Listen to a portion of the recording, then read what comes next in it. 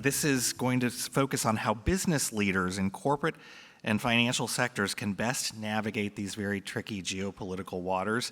What are the strategies that can not only help mitigate risk, but potentially generate growth, and particularly in Europe? And I'd like to welcome our panel to the stage right now. Afzal is the Global Chief Investment Officer and UK CEO for EFG Asset Management. Sir Douglas Flint is Chair of Aberdeen. Jenny Johnson, President and CEO of Franklin Templeton, and Sonja Laud is the Chief Investment Officer, Legal and General Investment, LGIM Investment Management.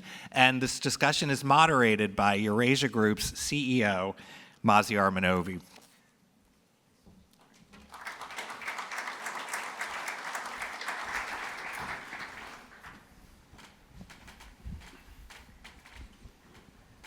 All right, well, thank you for joining us. We have a tall order ahead of us. First, we have to deal with spicing up the session to include analogies about divorce, or our own version of it. And secondly, we're the only thing standing between these guys and lunch. So we better than cocktails.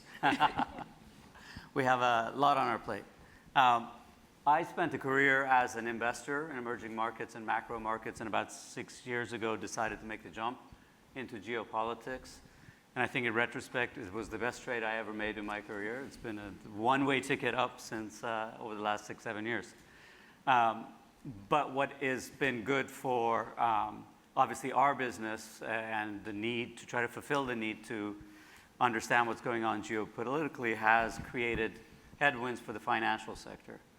So we have a great combination in our panel of both folks who have been thinking about, and their day-to-day is how to actually manage an enterprise and make long-term bets in where to focus the financial institution are, and CIOs who have to deal with how to do the asset allocation in this environment.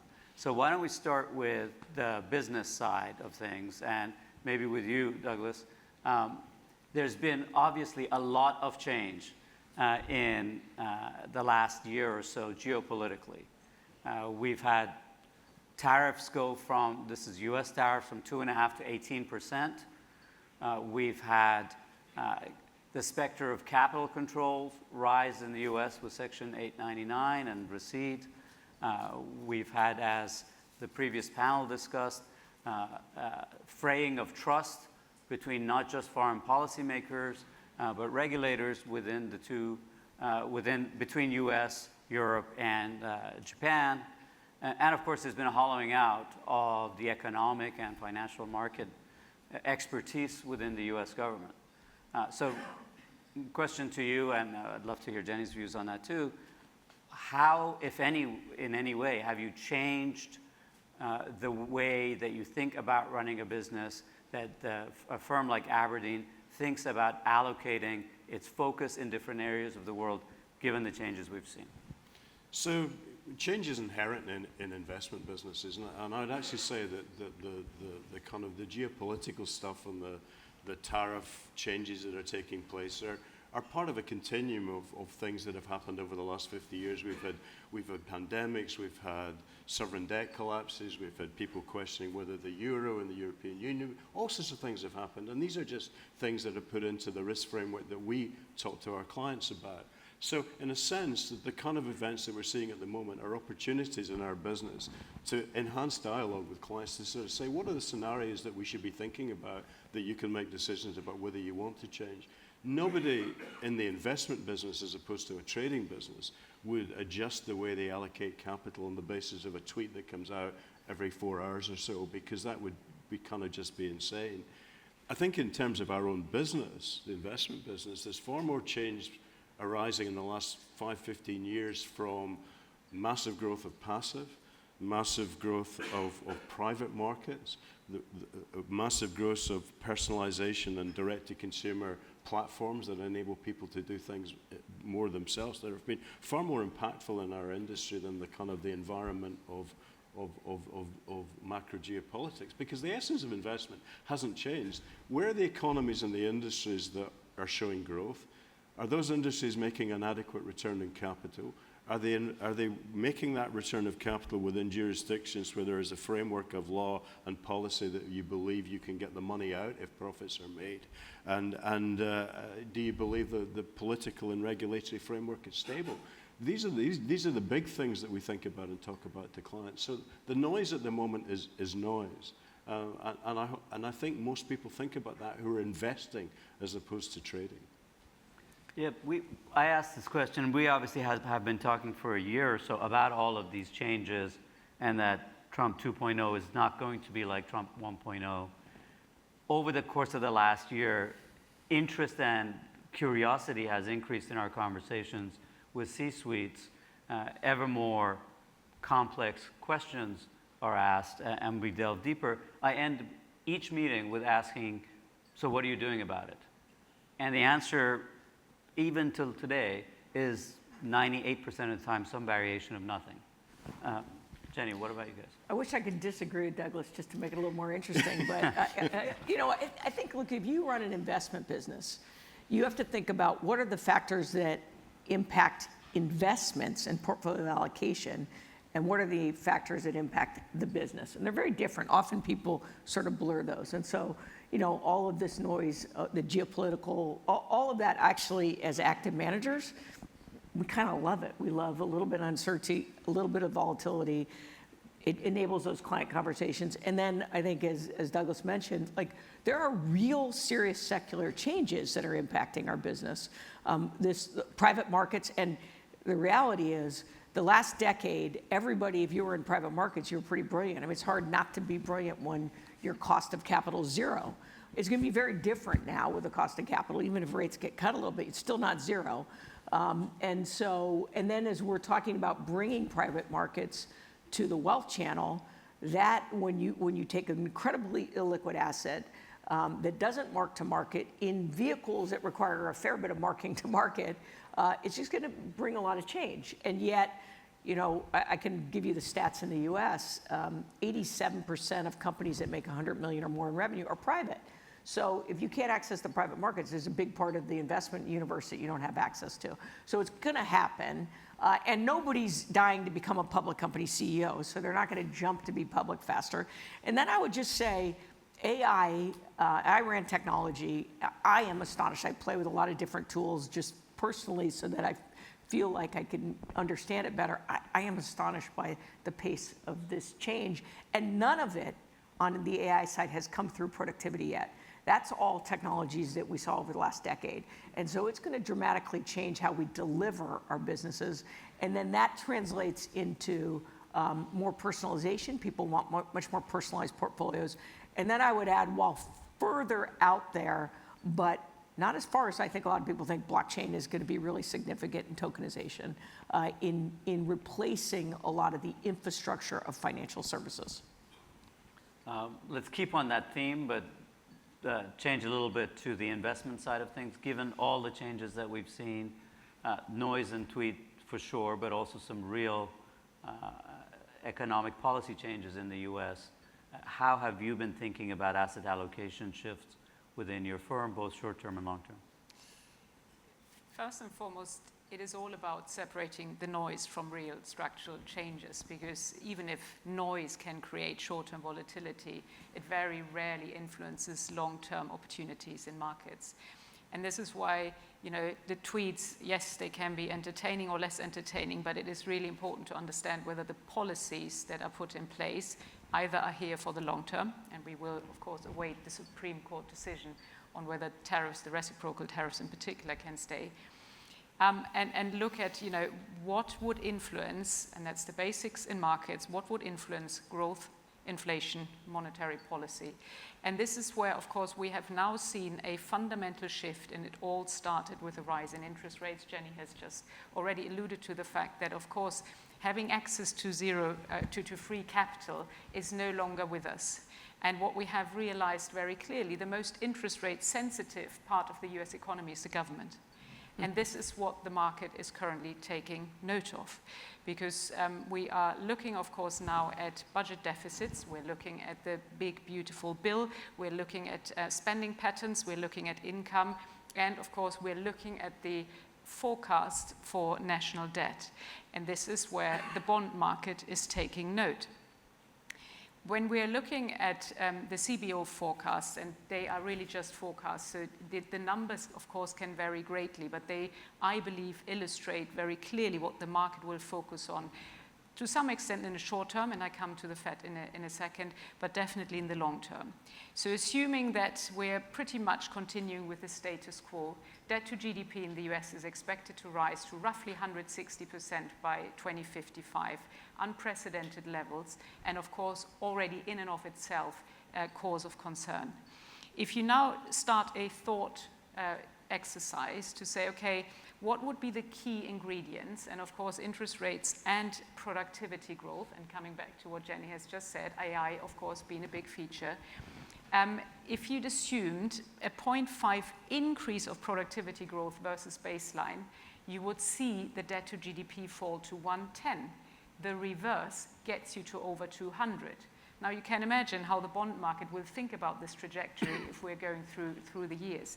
And this is what's so important. And of course, if you think about those dynamics and the way that the spending plan has been put forward, you see why the Fed might be inclined to look for the Fed to lower interest rates.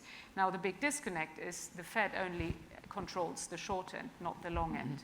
And you might very well see a huge disconnect in the way how the market will look at this.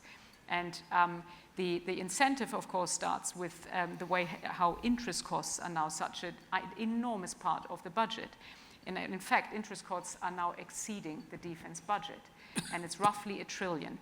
And again, you know, these are all big numbers, but you see how investors will clearly start putting a very different emphasis on how those dynamics will unfold, because again, there's no longer access to free capital. The same is true in the UK, the same is true in France. So that problem statement will be with us, but will of course create an investment backdrop that is very, very different.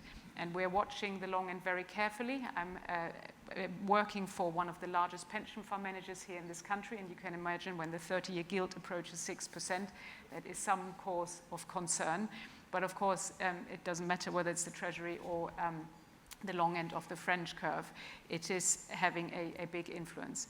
Equity markets will, of course, take note as well, because, and I'm sure we can come to this in a minute, they seem to be in a parallel universe, although, and I'm saying it again, we're nowhere near bubble territory, because if you looked at the Oracle results last night, you know why the market is where it is. But of course, we need to consider whether all the AI capex will eventually pay off. Let's stay on this debt theme in the US, and the statistics are obvious. If you look at it on a flow basis, the deficit in the US is 6.5%. It's never been this high absent war or crisis or significant recession. Moz, how do you interpret that in your portfolio? Obviously, it's an ugly man contest out there, and as Sonja noted, not many other countries distinguish themselves. But the US Treasury market is the fundamental underpinning of global bond markets. On this trajectory, why is the market concerned enough? I think maybe just stand back a bit from the sort of broader debate. And I think it's very clear deficits are a problem everywhere, virtually in the developed world. And we know the reasons. It's demographics, you know, are going to cause more and more concerns to those deficits. They're not going away. And so what you've got to try and say, well, everyone's in the same boat in some respects. Now, what differentiates the US, the UK, France, Japan, and all these different countries, for me, and why the markets are focusing the way they are, is you've got to have a plan. And I think that differentiates it. You can argue that everybody's roughly, in terms of deficits, they're all roughly in the same zone. US has a plan. You know, whether you agree or disagree with Trump, he has a plan, you know, and they've talked about 3-3, 3-3 and 3, right? 3% real GDP, 3% inflation, 3% deficits as their kind of long-term goal. And quite frankly, do we care whether they achieve that or not? It's the intention which is the most important part. Markets need narrative, as they always do. And to me, at the moment, what's driving that narrative is that plan, the 3-3-3 plan. I said, will they achieve it? Probably not, but there is a vision to it.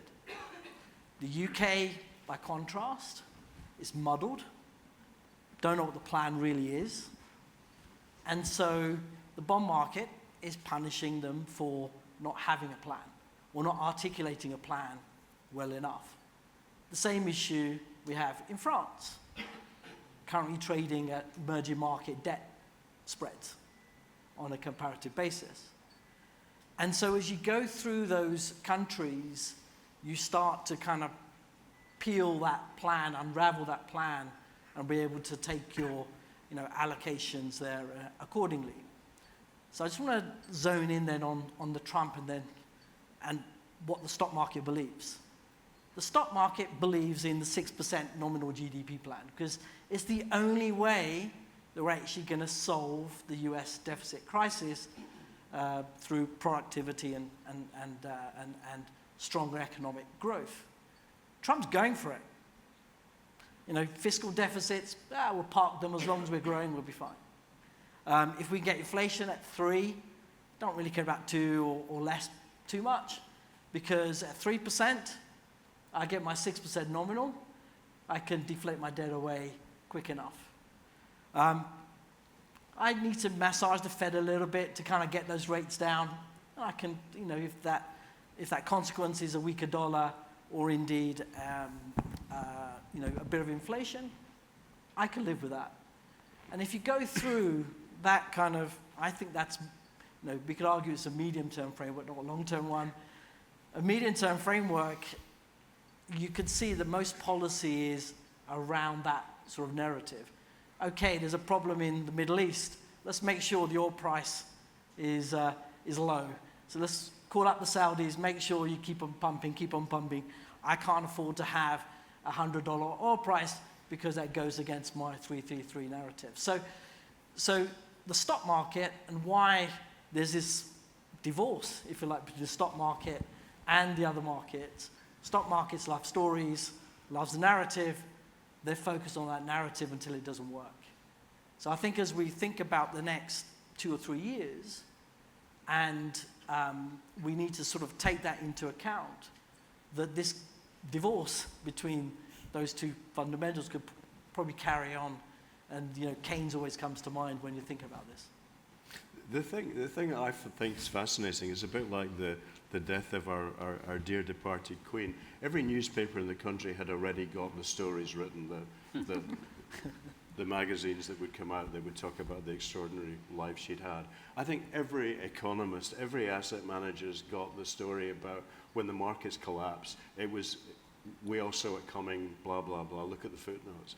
And the question that we've got, and the point that you made very well, is it hasn't happened yet, and it might not happen, and it probably will happen, but it might not happen for 5 years or 10 years, or it might happen tomorrow. But I think when it happens, the amount of self-congratulating and backward thinking is going to be spectacular. They're going to enjoy that. As people talking about, we all know the US market was overvalued. We all know that this was going to happen, that private credit wasn't as good as people thought. And yet, people have been consistently wronged by betting against the fact that markets would continue to rise. And all the things that were supposed to happen with Trump tariffs, we're going to get inflation. The US economy would slow. The US economy hasn't slowed. Well, it's slowed, but it's still grown. Mm-hmm. The stock market's gone up, and inflation seems to be under control. A lot of talking heads didn't predict that. There's one change, I think, and this was, of course, what was much debated on the last panel, is trust. Because capital markets do depend on trust, and it will not necessarily disappear overnight because the narrative remains strong. I've referred to the Oracle results and what we've seen elsewhere. But you have to wonder whether undermining the Fed further will at least provide a crack in the market. And of course, the bond market so far is not supportive of what the equity market is doing. At least historically, the bond market seemed to have a better track record in predicting what's going to happen. And I don't think moving into cash is the solution, but at least a running scenario analysis because, and I cannot stress it enough, the inflection in interest rates I think will have far longer and more far-reaching implications. And the trust, I believe, is absolutely fundamental. And we are seeing an erosion in trust in US institutions. The Fed will be, for capital markets, the most important. But I think is a more far-reaching implication, because the question as well is who's buying all the debt. I've mentioned the 1 trillion in interest costs. There's another 9 trillion that need to be rolled over. And then we have a 2 trillion additional deficit because there's this gap between the 7 trillion spending and the 5 trillion income. So that's 12 trillion straight away. And this is even before you consider then longer term demands in new issuance. If I'm right in the trust erosion, you might find less willingness. And there's one topic that's consistent across all client engagement. If you put it in a pie chart, global equities, and there's 75% in your pie chart that has one color, you start wondering whether it is worth having that risk. And of course, the dollar moving away from being a safe haven asset has been painful for most international investors. So that's the one question we get. Do I hedge now? And what do I do about the overall concentration risk in US-denominated assets? And I know there's no easy answer, but I wouldn't rule out that there's more willingness than we've had ever before in reconsidering the trust in the US institutions and the exposure you have willingly, despite all the strong fundamentals, in dollar-denominated assets. So we hear this question a lot about trust eroding in the US as a safe haven asset. And within Eurasia Group, we always have this debate. I have the joy of hanging around 200 political scientists who are waiting for the political narrative to translate into markets. But you're all in this business. If we hit a crisis, and I take your point, the economists have co-opted Hemingway's quote about crises always take longer to metastasize than you think, and when they happen faster than you think. But if there is a crisis, is there where would you put your money? Where do you go for safe haven 2 months from now? So let me respond to a couple things. So number one, I think one of the lessons that we learned in the first Trump administration is that there's a lot of rhetoric, and then you have to try to read underneath it a little bit. And Secretary Bessent came out kind of with his article on, here's how you should think about the Fed. I think the Fed is overreaching, and we should get back to where they're talking about price stability and full employment. And so what you hope, and that the noise around attacking Powell and others, look, the president's very limited on what they can actually do. And remember, the interest rates are determined by a 12-person committee, of which 5 of the governors are, not appointed. So his ability to impact that is not as great as probably the rhetoric sounds. So that's the first thing. Second thing, I've always, everybody for the last couple of years has been talking about the decline of the dollar as a reserve currency. Where else are you going to go, right? I mean, the game of numbers, like you can say, well, China has increased the number of transactions done in the renminbi by 50%. Yeah, it's gone from 4 to 6%, right? Like still, where else are you going to go? So it gets chipped away, but unless there's an alternative, I think the dollar is still pretty safe. And now, when it comes to trust, I always say this on panels, and people think that I get some negative feedback on it, but countries will always act in their own self-interest, right? And people say, well, no, I mean, it's better to do what they will always act in their own self-interest because politicians are preserving their own interest, and so therefore they have to do whatever they believe is the best for the countries. And so, is that eroding trust? Yes, to some extent, but on the other hand, you can almost predict where sometimes it's going to go. And then finally, where do you go in a crisis? Number one, I genuinely believe the U.S. would rally around and do the right thing. I think we've seen that historically. And number two, where do you go? You go to safe haven assets. So, do you go to treasuries? Probably. There'll certainly be one. Do you go to gold? Do you go to, good, stable corporates that have good balance sheets? Do you go to investment grade fixed income? Yeah, I think that we'll see the same. And then some portion will go to Bitcoin. But that, again, is a little bit like a religion, so you either believe it or not. Sonja, you mentioned eroding trust in the dollar, but do you disagree? I always find it fascinating. I've been in quite a number of discussions. There's a very clear divide between the Europeans and the Americans, how far you can diversify away from the US-denominated assets. We know all the stats, and there's nothing I could say that would take away that immediately. There's no way you can park your money elsewhere. So, but it's still, the belief system seems to at least see a bit of a divergence appearing, and it is really interesting. But part of that's, if your investment is non-dollar based, you have a different problem statement. You've had a 9% headwind or something like that. And that's what I mean. Yeah. So this is because for the first time, and this is why, again, I wouldn't underestimate the importance that for the first time the dollar did not behave in favor of international investors. And this is why, even if there's not an immediate need to diversify away from the assets, the hedging question is new. Yeah. That we haven't had. And of course, all of a sudden means it is moving far more to the center, whereas in the past you would have probably had other topics. So hedging, do the old correlations behave or would behave the same way if we were in a crisis? Yes, you would imagine that government bonds in principle would help you, so you would probably see a flight to safety there. You would probably think differently about currency, although in a true crisis we might well see the dollar behave more as a safe haven again.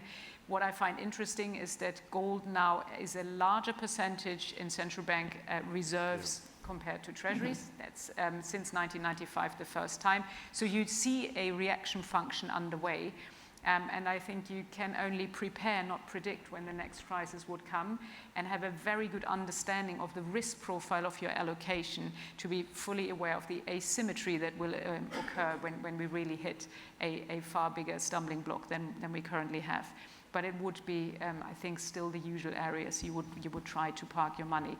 Maybe from a government bond point of view, a more diversified approach. You probably would no longer see the full kind of, let's go to US treasuries. Yeah, the problem is there's not as much liquidity in those other No, but you see the German government is trying. There's a lot more issuance forthcoming. So I'm sure, because bonds were, in between really seen as let's go there. But of course, there's nowhere near the same liquidity and the same volume. So one way the trust could be eroded, and we touched on the question of Fed independence. Jenny seems fairly comfortable with where we're headed. Last year at this time, we were not imagining that there'd be attempts to unseat a sitting board governor whose term runs through 2038.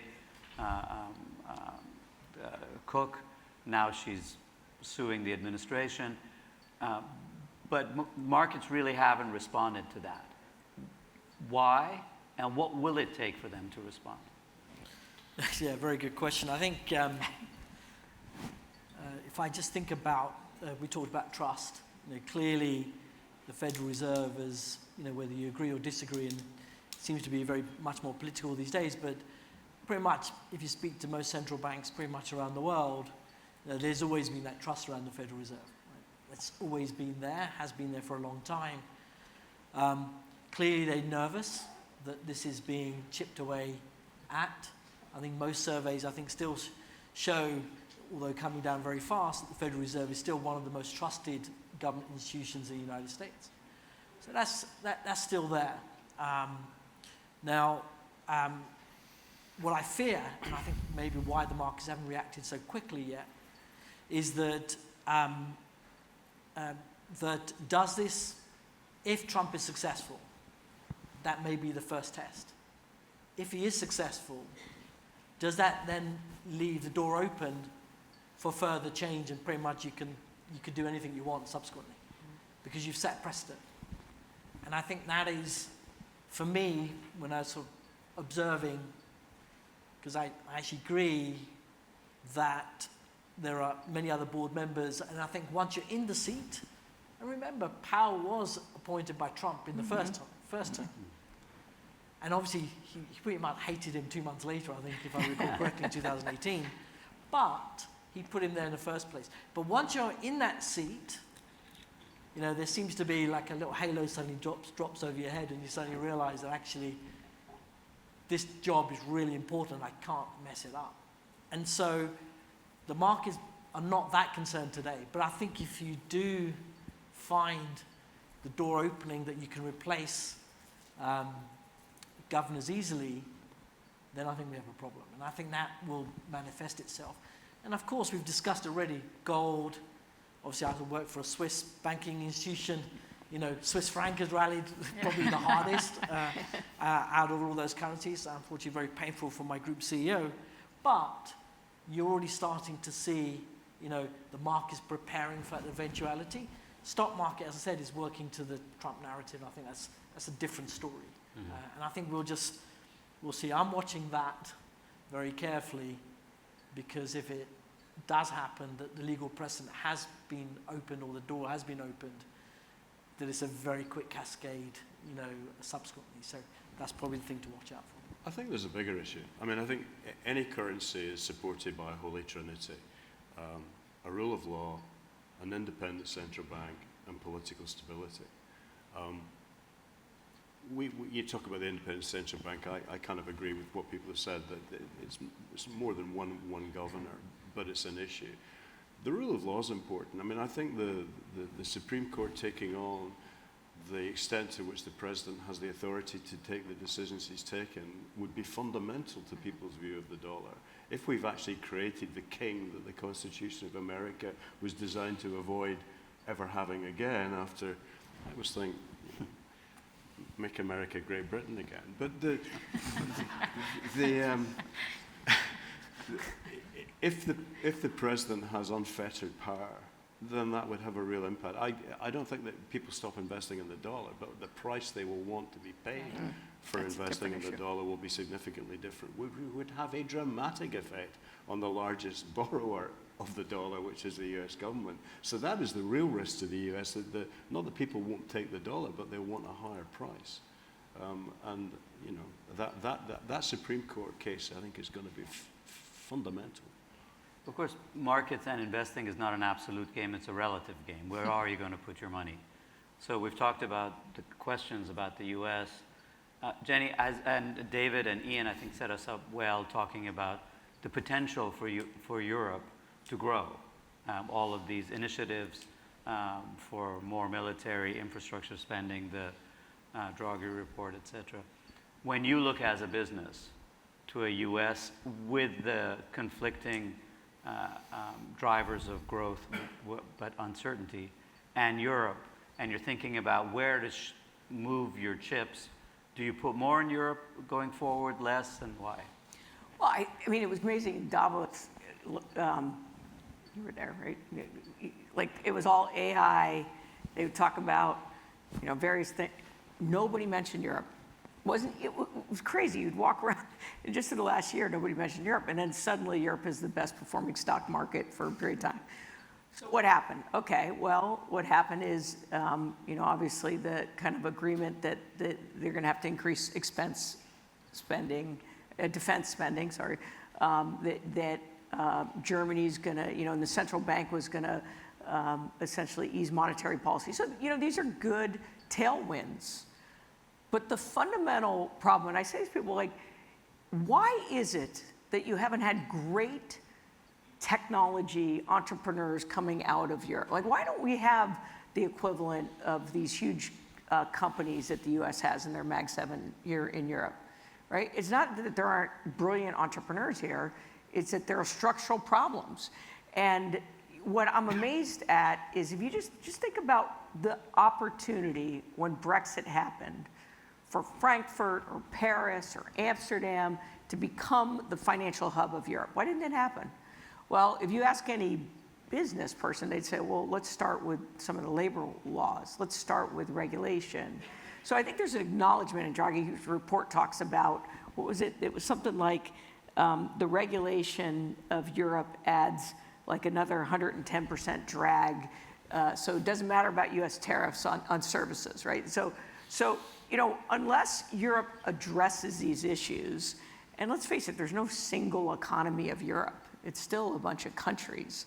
Unless it addresses these issues, the long-term prospects are still not going to be that exciting. There's short-term opportunities in places. And just a stat that somebody shared with me recently. So in the 1990s, the per capita income of Europe was about the same as the US. Now in Germany, it's 20% less. In France, it's 35% less. In Italy, it's 40% less. These are all structural issues. And again, as people talk about the regulation side, they don't talk about the labor laws, and it's too politically difficult to talk about. But it is a factor as multinationals are making decisions about where they want to grow. And the other thing, I think, which is the fundamental difference between Europe and the US from an investment perspective, in Europe, data is owned by the individual and is protected to the individual. In America, companies have access to data and can build businesses on them. Why don't we have the big tech giants? Because they don't have access to the data. And I think one of the things to watch out for is this digitization battle between the US and Europe, in the sense that, you know, Trump is saying, and I think he's very, very clever, I'll give you lower tariffs, and then in the small print, look at the extraordinarily detailed trade agreement with the UK, which goes to all of 5 pages and says none of this is legally enforceable. There is a clause that basically says don't have a digital tax and don't touch our digital industry, because that's where the future is. And if Europe gives that up, they're crazy, but you can kind of see if it's all about goods, maybe you suddenly give in to digital, and that would be an enormous challenge.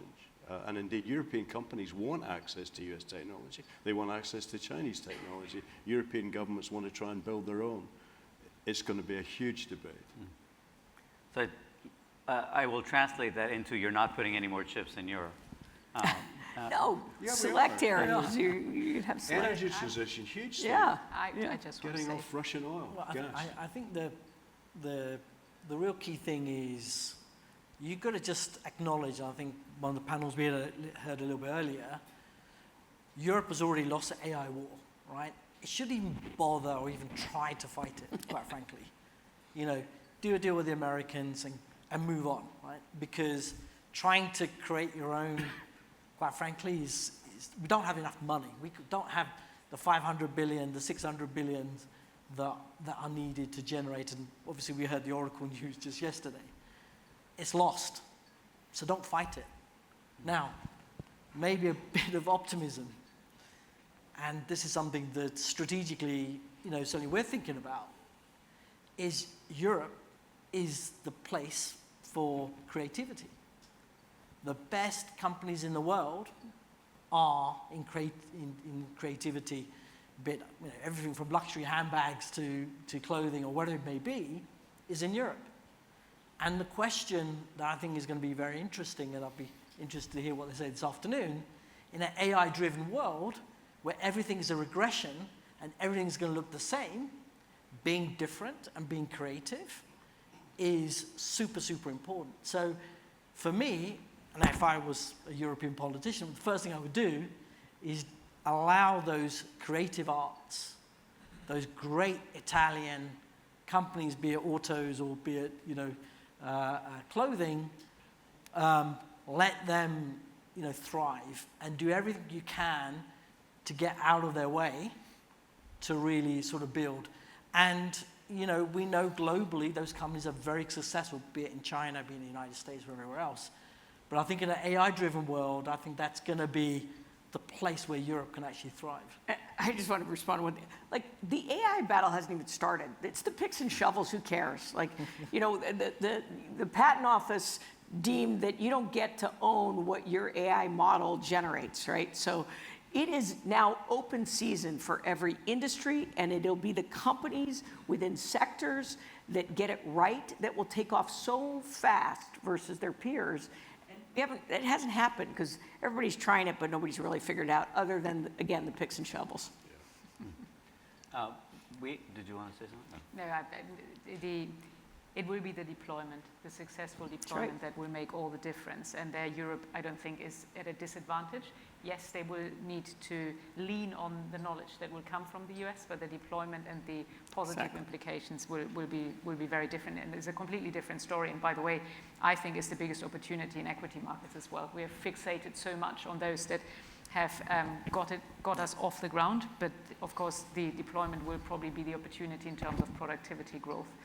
Just on Europe, and forgive me because I'm German and hence a bit biased, but I wouldn't underestimate the historic significance of the German shift towards defense, and the way the constitutional debt brake has been removed in order to put a fiscal budget forward that is of historic proportions for Germany.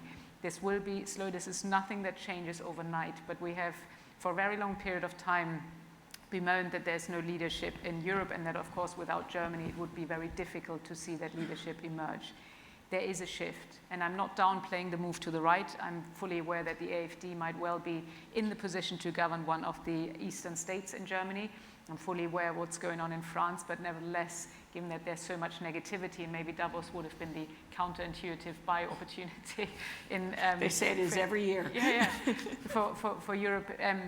I'm fully in agreement that unless Europe understands that a unified Europe is the one that keeps the seat at the global table and not the individual countries. But again, it's always been very slow moving. I believe there is a lot of great companies in Europe, deregulation, capital markets union, banking union, these are all prerequisites, but at least I believe there's far more open debate and discussions ongoing than we've had in a long time.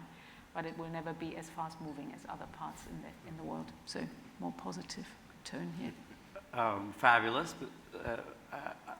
I appreciate you ending with the positive, to exert the moderator's prerogative and go back to obstacles and negative issues, but staying on the transatlantic relationship and the political cross-currents that are creating conflicts and frictions and obstacles for companies operating in both US and Europe. I know all of your companies have that issue. LSAG has been a leader in data in these areas, but we have now in the US an administration that not only has de-emphasized climate and sustainability, but actively is discouraging such mandates throughout where it can at a federal level, and of course states like Texas have taken it even further. On the other hand, the European governments are still full on trying to change the reaction functions of companies in favor of sticking with the sustainability improvement thrust. Danish pension funds, a perfect example of how their mandate has changed. Jenny, how do you navigate those cross currents? It's not easy, but how do you actually split the apple? Yeah, no, we definitely get nasty grams from both the Republicans and the Democrats complaining either side. Look, our answer has always been, it's not our money, okay? Our clients get to do what they want with their money. Our job is to provide them with products and capabilities that further whatever their goals are. So I think the good news with, any of these kind of ESG issues is that the data is getting better. That was always the big challenge.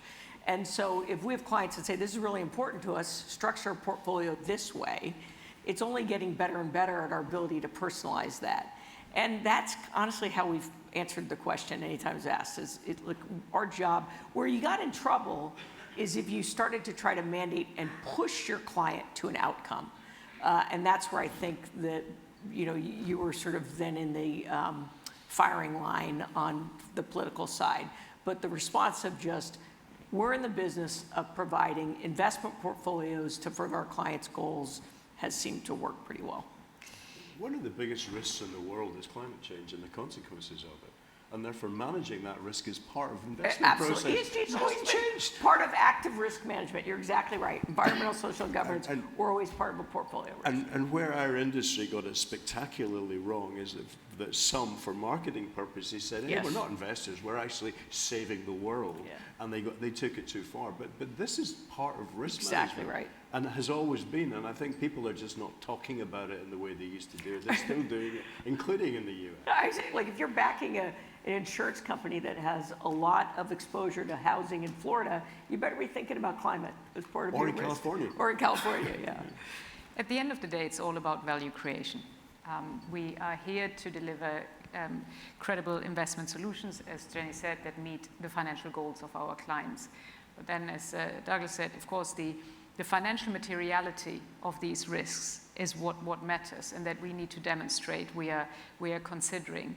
I think at the heart of the debate is the time horizon mismatch, because the time when those risks really materialize can be very often long in the future, when of course the quarterly results will drive the financial performance in the near term. This is where we have the mismatch. Even in some client conversations, you will still find even here in Europe, that you get these long-term goals and they're fully aware, they're incredibly sophisticated, yet you still have to, of course, deliver, quarterly, one-year performance results, where the understanding is not always quite as developed as it should be. But I think the value creation, the financial materiality is actually what unites us all. It's the rhetoric that has been out of whack, and I think it's particularly the misunderstandings on when these risks and opportunities would materialize versus the far more near-term price discovery mechanism in markets. Mm-hmm. So we've touched on U.S.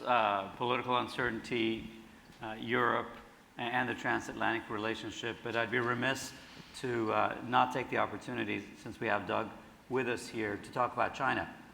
You've had a long experience with that region. And of course, Europe hasn't developed AI large companies, but China has. Yet it's a country that is under attack by the current US administration. Tariffs are at 40%. We have never seen a country in the world where leverage is at such high levels relative to GDP per capita. And of course, real activity growth is far lower than the 4 or 5% that's officially mentioned. Yet we were having a conversation earlier, and you were taking the other side of that bet, or at least pointing out the positives. Can you build on that? I was in China in May at a fairly senior gathering, and what was fascinating, and it was reflective of some of the comments made this morning, the Chinese had played through every conceivable action that a new administration might take long before this administration came into being, and therefore had the game plan already in place to do it. I was in Ningbo, if people don't know it, and I confess I didn't know it. Ningbo is the largest port in the world, bar none. And I said, how are things? He said, well, it's a bit slow at the moment because of the tariffs, but having said that, we shipped unbelievable amounts of stuff before the administration came in. Then we had the 90-day gap, and the 90-day gap meant that we filled the American supply chain for Thanksgiving and Christmas. So the US isn't going to see price adjustment from China until 2026. So within a day of the tariffs, all the US import offices, which are huge in Ningbo because it's the big, had come to say, can we source from your factories in A, B, and C country? Can we reroute? So there's a dialogue going on all the time. China's exports to America go down, their exports to the rest of the world are up. Yes, they have a challenge, but they've also, demographically, in the fastest growing part of the world in terms of population growth, in terms of an emerging middle class, and they clearly are the dominant economic country within the region. And the fact that they're now beginning to have a dialogue again with India is fascinating for the world. I mean, people talk about the Shanghai conference. I mean, that was 3.5 billion people of the world coming together. Not sure we all agree with what they were trying to do. There's so much that the Chinese have interest in that the rest of the world is equally interested in. There are so many things that we do share, particularly around climate change and indeed economic development in parts of the world, that if we don't put economic development in, we're going to see migration, which is less of an issue for the US, but a massive issue for Europe. So they have the tools to manage it. The challenge I think China always has is maintaining the social fabric, because the dialogue is you have a single administration in terms of politics, but we will continue to make progression in terms of GDP per head and the lifestyle that you have. That is slower than it's been. So, but if they can do that, it's a huge domestic economy.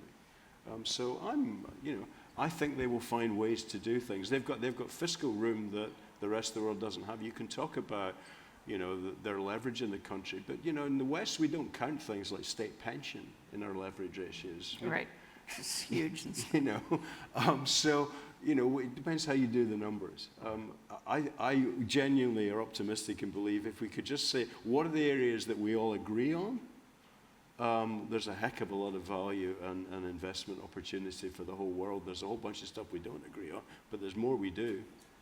Well, and the other benefit China has is they do think very long-term, which They I do. think, right? So, the fact that they've locked up all these natural resources that are critical for technology. Over 40 years. Right, and so when we think, oh, well, we're going to diverge on technology, and then the U.S. is going to, tell China that we're going to do this, that, and they say, well, guess what? We're not going to supply you it anymore.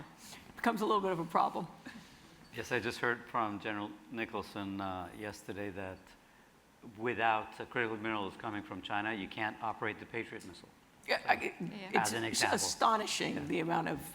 So we have a minute to go. Let's do a lightning round, end on a good note. Moz, what are the best opportunities you're looking at? Well, I think China is still, on a sort of medium-term basis, still looks quite attractive. Valuations are reasonable. It seems like the government's no longer getting in the way of entrepreneurship, certainly for now. Hopefully that continues. So that looks pretty good on a short to medium basis. And something that people miss often is the fact that China creates a huge amount of internal competition. You talk about EVs, there are hundreds of EV companies, and they're all competing making no with money. each other to try and get the price down as quickly as possible, fast as possible, and then creating an energy infrastructure that gives them huge advantage over anyone else in the world. So, talk about nuclear, they have more nuclear than anyone else, or certainly will build it in the next 5 to 10 years. I think healthcare. I think AI is going to transform healthcare. It's going to transform the cost of healthcare, and that for Europe and for the States is going to be dramatic in terms of reducing a huge cost to the government budget, which will actually put money back into doing other things that they need to do in terms of energy transition. So I think putting AI into healthcare in terms of new drugs, but also in terms of getting efficiency by using data more intelligently is I think, fantastic opportunity over the next decade. Danny? I would say I agree. Healthcare, anywhere where you have AI deployment where it can truly impact the business is going to be dramatic. I think energy transition is still going to be really, really important. And then just because of all this talk on private markets and the massive amount of private equity that's been deployed, I love secondary PE. You have the last word, Sonja. I would just broaden the China argument more to emerging markets for many reasons we've said earlier. They're a big beneficiary of a weaker dollar. They are definitely beneficiaries of positive developments in China, and valuations are very reasonable. And I think what has been neglected for some time is actually the improvements they've made on a country level, when we've always been looking at deficits and the issues they've had from a government point of view. I think a lot of positive change has happened, which in combination of everything else we've said, I think makes it a good place to be. Wonderful. I'd like to thank the panel. Please join me in thanking our guests for a wonderful conversation.